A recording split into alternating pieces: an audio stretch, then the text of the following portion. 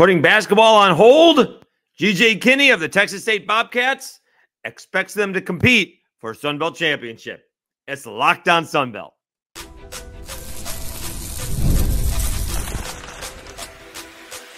You are Locked On Sunbelt, your daily podcast on the Sunbelt Conference, part of the Locked On Podcast Network, your team every day. All right, Dave Schultz, Locked On Sunbelt, your teams every day. Today's episode brought to you by Game Time. Download the Game Time app, create an account, and use code LOCKEDONCollege for $20 off your first purchase. All right, special guest, head coach of the Texas State Bobcats, G.J. Kinne, coming up. What happened in 2024? They were supposed to compete, at least I had them, among others, to compete for the Sunbelt Championship. They fell short of that, fell short of the Western Division crown. What about the QB battle? They have a lot of experience and some hidden talent in there in that QB room. Moving forward in the Sunbelt, rumors out there about moving to the Pac-12. And then what are the expectations? I sort of let the cat out of the bag right there in the cold open for 2025. I am thrilled to have him. He's done it more than a couple of times. He is the head coach of the Texas State Bobcats. He is G.J. Kinne, and he is Locked On Sunbelt. Welcome back to another edition of Locked On Sunbelt, your teams every day. We interrupt the NCAA tournament hype with a little spring football action. We bring in the head coach of the Texas State Bobcats, G.J. Kinne, entering his third season as the head man in San Marcos. They are just getting spring ball underway this week. Coach, thank you very much for hopping on. How are things going in San Marcos? It's been a pretty good couple of seasons there. Yeah, appreciate you having me on. Yeah, day one yesterday. So that was fun to get back out there with the guys. And yeah, man, it feels weird going into year three. I remember, first getting this job and being on your podcast year one and all that, man. You do a great job. And yeah, it's been a fun couple of years and I'm looking forward to year three. So I will admit, you said the standards were high, right? We went to a bowl game, and then the team was coming back, and Jordan McLeod falls into your lap, and then the standards were like championship, and even I was like, you know what, maybe slow the roll a little bit. Went back-to-back bowl games, won 18 games in 2 years, right? Maybe we're going a little bit quick. At the same time, though, a lot was expected, and I'm sure the expectations were high in your mind. What do you think happened? I mean, I know there was it was a tipped fingernail, Coach, against the Cajuns. A tipped fingernail. Even as somebody who covered the Cajuns, it was a tipped fingernail. So what do you think happened last year that, prevented that 10-win or that division championship that didn't quite, again, 8 wins, much better than what it had been, but maybe didn't quite live up to the expectations that even maybe you thought it was going to get to. Yeah, back to that interception. I think we've called that play twice in 2 years, maybe 3 times, and we've thrown two picks on it. So maybe we shouldn't call that play. Is not in the playbook anymore. Yeah, go back. The Sunbelt, you can go back and research that play. It's probably not going to be called, or maybe it will. I don't know. Maybe Right. But yeah, I think for us, we were super talented last year. There's no question about that. I thought we did a really good job at times. I think it goes back to a season, just 1 or 2 plays, especially early in the season versus Arizona State versus Sam Houston, that really can change the outcome of your whole season. And I don't think we did a great job of handling the ups and downs of a season when you have that much expectations on you as coaches, players. And so I think, we learned a lot as a team, as a coaching staff. And, I still think, like you said, I think it was still year 2 in a lot of sense of the way, so I'm really excited about kind of where we're headed. I'm glad we're not playing a game on Saturday because we do have a lot of new faces and a lot of young kids that we're counting on. But I think just, last year was a great learning experience and, but to maybe not go the way you exactly, draw it up and still, have the season that we did. I do, am proud of what we accomplished last year. And it is a little bit different. Obviously, it's all different for everybody. Everybody's learning the NIL and the portal. But you were new there to begin with compared to, if you were an assistant promoted from within. And so you brought a whole bunch of guys in from a couple years ago, and you're bringing a whole bunch of guys in last year. And so when you say, they didn't handle it well, of course not, because everything was new to everybody. So they did, there was we don't know who to lean on yet because it's all brand new.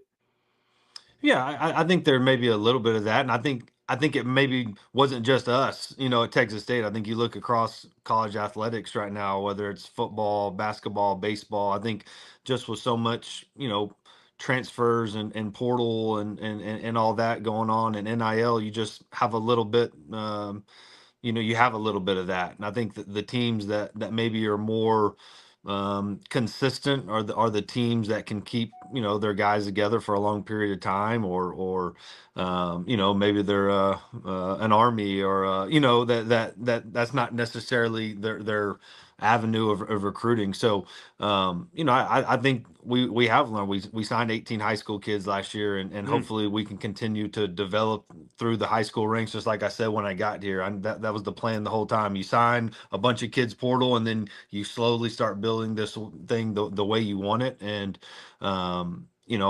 we'll see some of those kids play this year, whether they're ready or not. We'll see. We got to get them ready.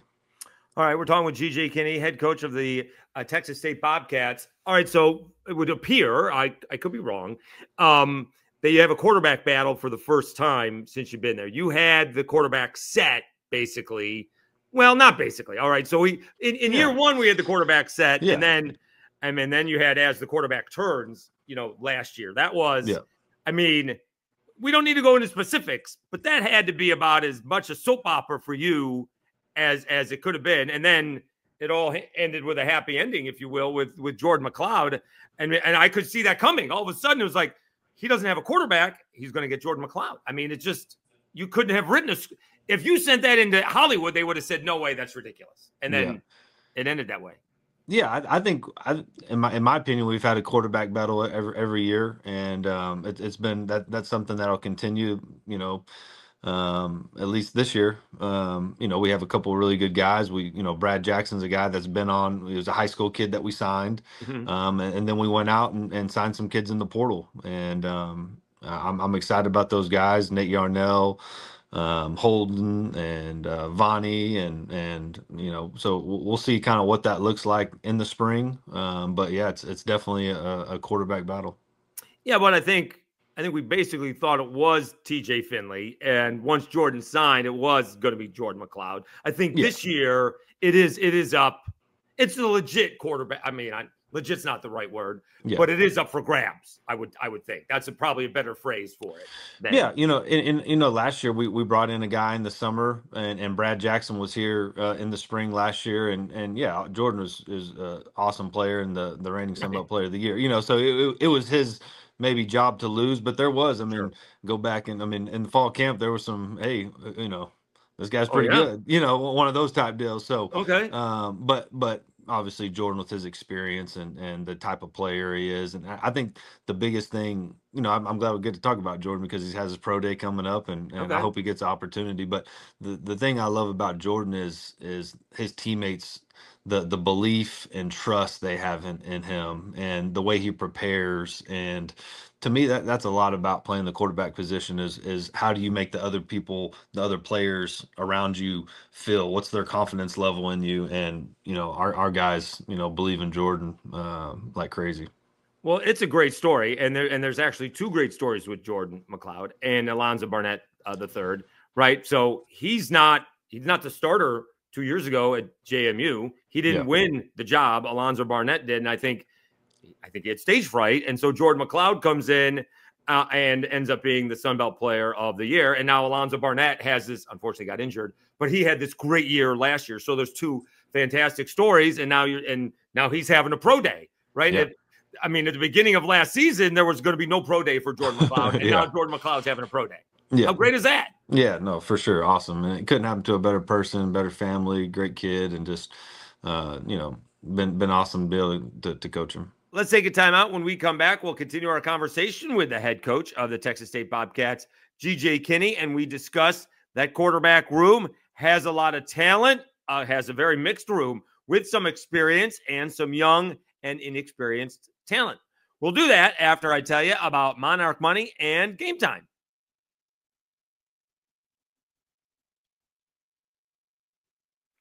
Ever check your bank account and wonder, where did all my money go? Between dining out, online shopping, and entertainment, it's easy to lose track. That's where Monarch Money comes in. Your personal CFO, giving you full visibility and control over your finances. Monarch Money isn't just a budgeting app, it's a complete financial command center. You can track all of your accounts, investments, and spending in one place. So you just stop managing your money and start building wealth. When I started using Monarch, I realized just how much I was spending on food delivery. Now I budget smarter and save more. Instead of juggling multiple apps, you can use Monarch to check your finances, track spending, and even plan long-term goals. Managing money with your partner is smoother than ever. You can track shared and personal accounts, set goals, and stay on the same page without the stress. Take control of your finances with Monarch Money. Use code LOCKEDONCollege at monarchmoney.com for 50% off your first year. That's monarchmoney.com, code LOCKEDONCollege for half off your first year. And Game Time. Imagine watching your favorite team live, feeling the energy of the crowd, and witnessing unforgettable moments. There's nothing like experiencing a big game in person. Getting tickets shouldn't be stressful. That's where Game Time comes in, making it easier than ever to grab last-minute seats at unbeatable prices. Game Time Picks curation makes it easy to find better value for tickets to sporting events, concerts, comedy, theater, etc. I just checked the Game Time app, and there are amazing deals on some huge matchups coming up, and you get those lowest price guarantees, or Game Time will credit you 110% of the difference, and you get that peace of mind with seat views before you buy, no surprise fees, and the lowest price guarantee. You can book with total confidence. Take the guesswork out of buying tickets with Game Time. Download the Game Time app, create an account, and use code LOCKEDONCollege for $20 off your first purchase. That's LOCKEDONCOLLEGE for $20 off. That's Locked On College for $20 off. Download Game Time today. Last minute tickets, lowest price guaranteed.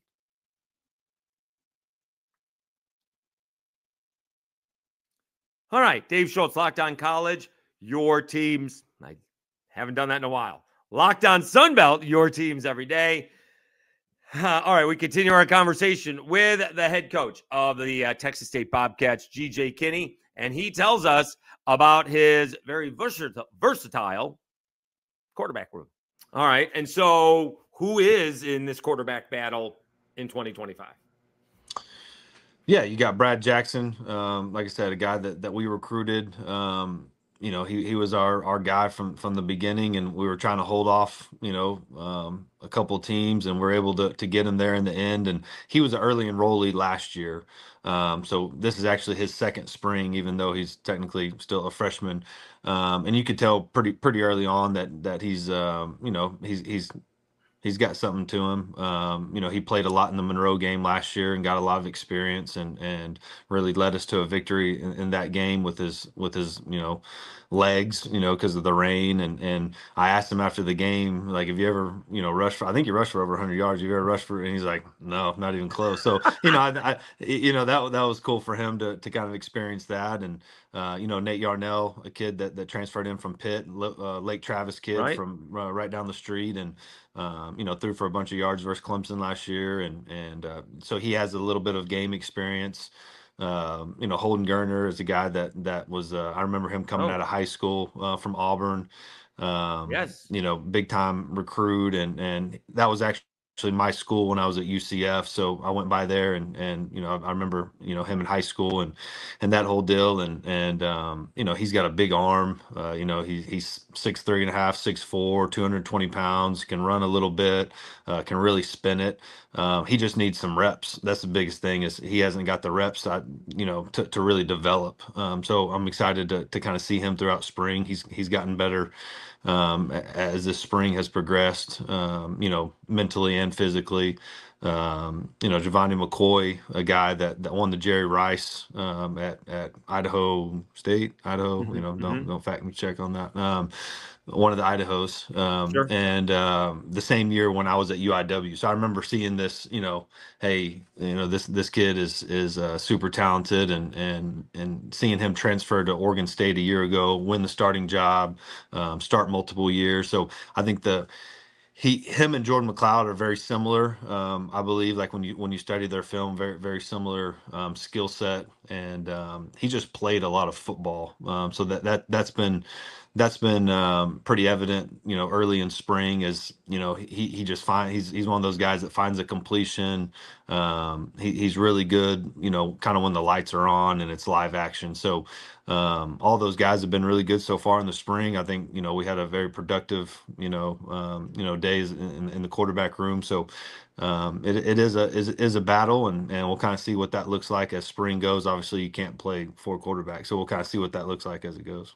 We're talking with GJ Kinne, head coach of the Texas State Bobcats, Locked On Sunbelt, your teams every day. So it does seem like you have a good mixture of, well, let's see if I can spell this out, of experience, of talent, and of youth, because you said Brad Jackson, and he's going to be the opposite of TJ Finley and Jordan McLeod in that, he's still young. And then you have Holden Geriner, who hasn't played at all, basically, right? Sitting on the bench at Auburn. Like you said, I'm kind of like Walker Howard with the Cajuns, right? Yeah. Sitting on the bench in a couple of different places, but super talented. And then you have, from Idaho State, a lot of experience. Because I was going to ask you, how do you, do you pare down, if it's Brad Jackson, are you paring down the playbook?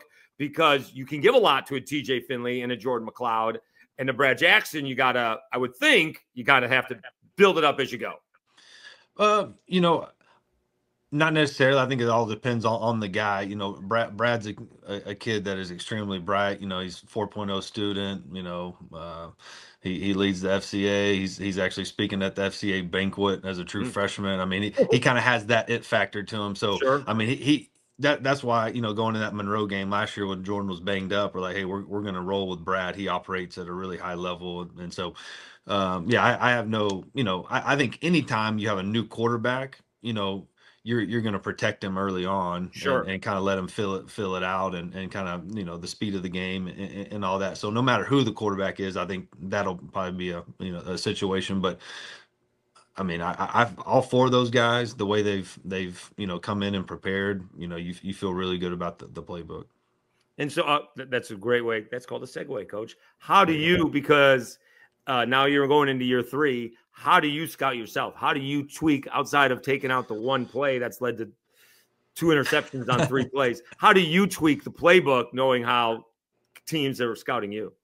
Yeah, I think you're always evolving and watching other people, and your team is different, year in, year out. And, a strength a year ago might not necessarily be a strength, this year. We have our, base offense and core principles that we believe in that we're always going to run. And that's showed up, since 2022 at UIW. And we've also had wrinkles, every year. And so that's exciting. That's part of the game that I really enjoy, and that off season, that work and self scout and looking around the league and looking at top offenses throughout college football and seeing some different trends that maybe fit what we do and our personnel.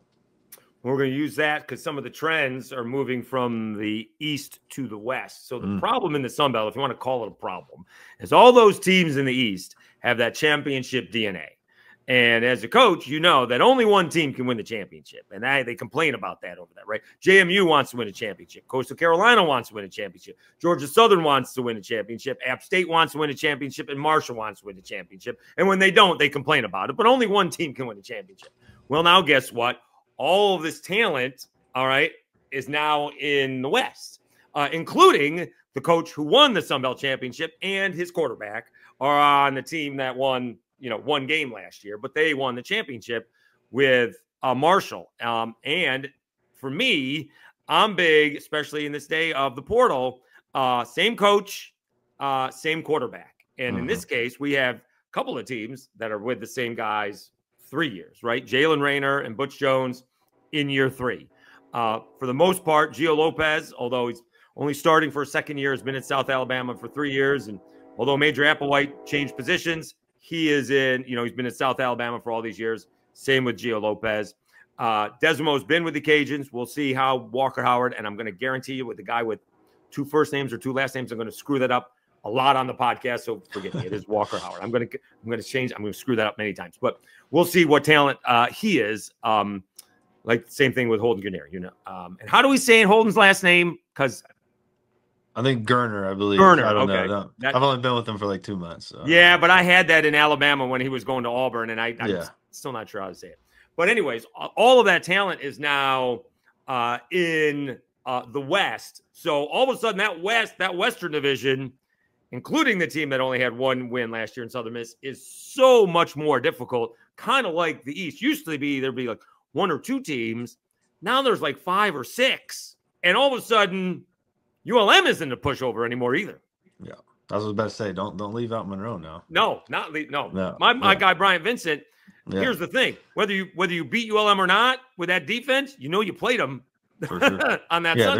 Their style of play and the way they're recruiting, they do a tremendous job over there. So yeah, I agree. I mean, it's you look at the schedule and there's no like there you go. All right, we'll get back on track there. I mean, there's none of that. Maybe people looked at us the same way. Back a couple of years ago too. Like. And so I don't think that, I agree with you. The West is first of all, has great coaches and great players and it's tough. We're still the only East-West, right? That's still a thing. Like we're the only division, conference. Only conference that does that. All right, one more time out. We'll come back and wrap up our conversation with the head coach of the Texas State Bobcats. Conversation went into an interesting direction. We talked about Sunbelt divisions. We talked about the Pac-12 rumors, and we talked about the 2025 expectations. We'll do that after we talk about 5-Hour Energy.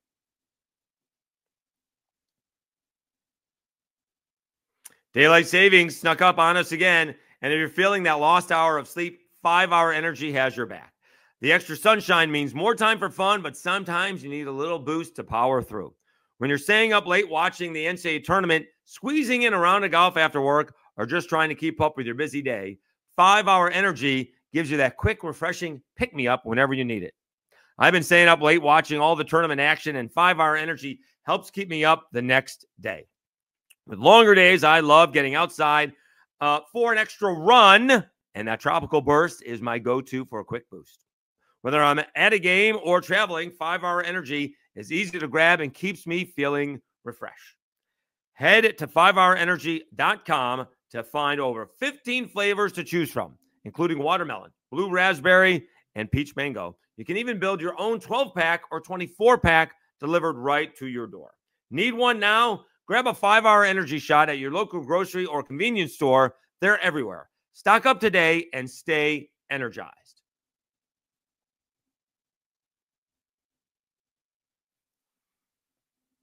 All right, Dave Schultz, Lockdown Sunbelt, your teams every day. Got it right that time. Again, this conversation turned interesting because I asked him, DJ Kinne, if he liked the divisions. He turned around and asked me, but wait for his answer at the end of his response on the Sunbelt, or on the Pac-12 answer, because the first 95% is all coach speak, but wait for the end of his response. And you'll know it's the end because of the way I respond. And then we go on to the expectations for 2025. So it's Sunbelt divisions, it is Pac-12, and then the expectations for 2025. He is the head coach of the Texas State Bobcats. He is GJ Kinne. Do you like that? I was about to ask you. I brought it up. What are your thoughts? I still like that. I know it's not necessarily even. That's kind of the luck of the draw on who you play, and who's good and who's not. You never know. If some quarterback gets hurt, first week, they may not be good. They were supposed to be. You never know how that happens. Marshall is going back to play the Cajuns. We'll see how that works out. That's kind of nice with the Sunbelt, rematch of the championship game. Again, I don't know how much of a luck of the draw is. I think it would have been nice if Marshall and Southern Miss played. I may have done that in Hattiesburg rather than in Huntington for safety purposes. But I like the division. I think it gives you guys something to play for. That's what I think, and I think the divisions. I think the divisions are good. I like the divisions. What do you like? I think good. I like that. Yeah, I don't know how this works, if I can get like fined on this podcast or anything. So like I have I like it, and I have different thoughts as well. So it doesn't really matter. It is division, so I don't really have too much of a comment on it. You seem to have a comment on it. No. I mean, this is not the Sunbelt. This is the Locked On podcast. No. I don't know how much the Sunbelt's going to come after you. If they can't get South Alabama into the NIT, I don't know how much they're going to come after you. No, it's one of those situations. Like, do you like NIL? Like, is that's Well, I like it. That doesn't mean you have to like it. No, I do like NIL, but I'm saying like there's really no point of discussing it because it doesn't matter what I like. Well, I mean, they could change it eventually. I mean, somewhere along the way, right? I mean, somewhere along the way, we'll take the SEC, right? You're going to have, say, Alabama, LSU, and Ole Miss are the three best teams in the SEC. Yeah. That would be the only reason I wouldn't like it if it ever came into play like that. But so that's I do think it is cool to every game matters, especially and it's hey you lose one, it's like oh man, you might be out of it now because this team is really hot and you don't have a chance to that would be the only negative. But I do think there's some positives, like I said. It's something to play for, and you build some rivalries throughout the division because of that. So it's cool. We could do it very well could happen where this year it could be Texas State, the Cajuns, and Arkansas State are the three best in the Sun Belt, and because the East has a lot of new coaches, quarterbacks are gone. We'll see how good JMU is with the transfer. He's got his Holy Cross quarterback there. Yeah. So we'll see. I like the divisions, mostly because that's how I can keep track of the teams. Oh, no, I'm with you. Yeah, I like it too. I was just kind of getting your thoughts on it. But yeah, I do think with the, especially, Sun Belt, with so many like transfers coming in and out, I think it's hard to really know. The preseason predictions and stuff are difficult. And I do like your method of kind of, predicting that as quarterbacks and I think there's something to be said for that, for sure. So, I think we lost 12 guys to P4, this past, season and stuff. So I think, but we also added, some really talented players. So I think it all just depends on what that looks like and how you're adapting and it's your NIL and all that. I mean, it matters now more than ever. Yeah, we're talking to GJ Kinne, head coach of the Texas State Bobcats. Yeah, all those preseason picks are a grain of salt. I mean, let's be honest. When you guys are the ones doing that. The media isn't doing that. Maybe one guy in the media per school is doing it, but it's the coaches. You guys don't even know your team yet when you guys do those picks. Meanwhile, someone else's team. So that's, I take that with a grain of salt all the time. Yeah. So it is.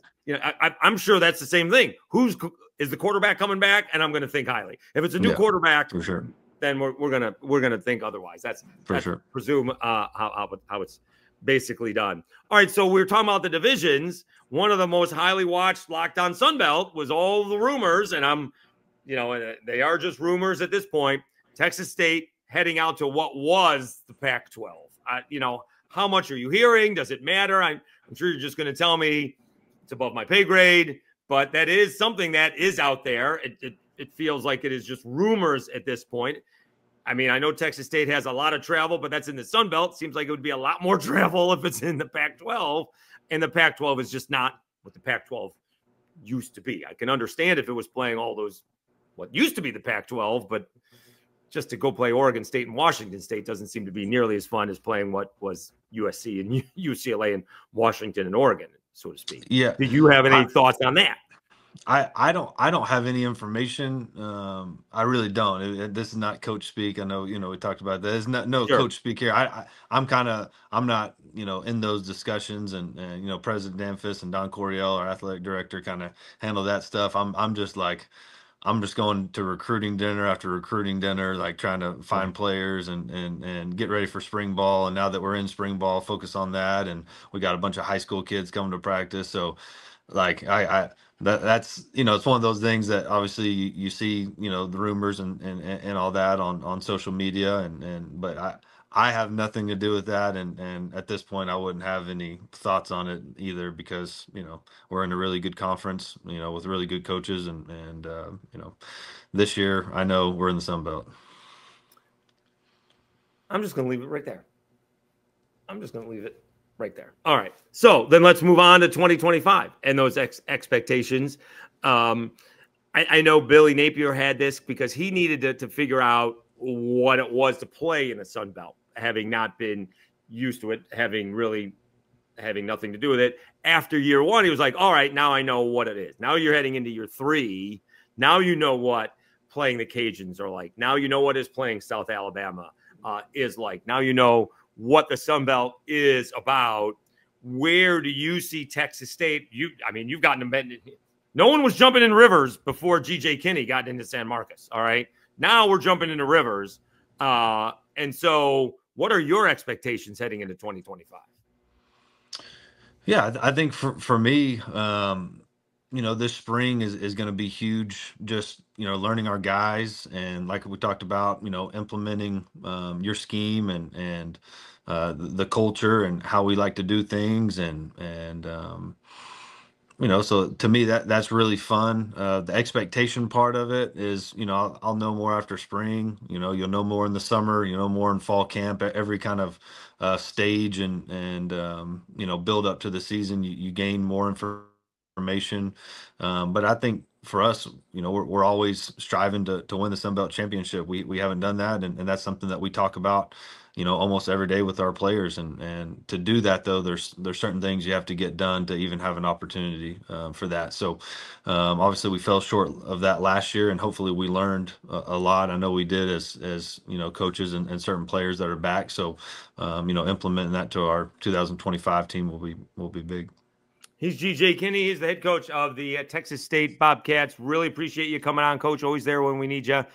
Best of luck this season. Good luck in spring ball, and hopefully we'll catch up, before you guys kick it off this fall. Really appreciate your time. Thank you so much. Yes, sir. Thank you.